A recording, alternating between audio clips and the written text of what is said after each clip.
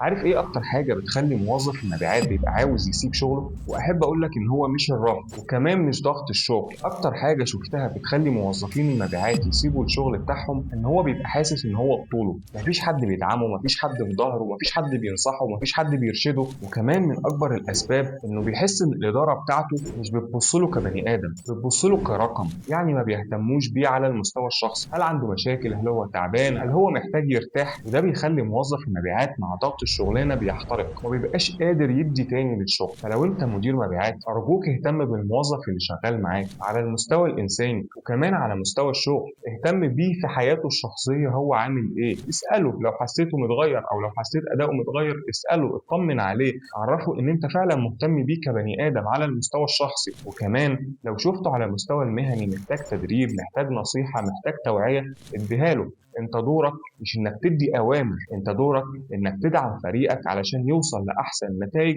سواء على المستوى الانساني او على المستوى العملي. سلام.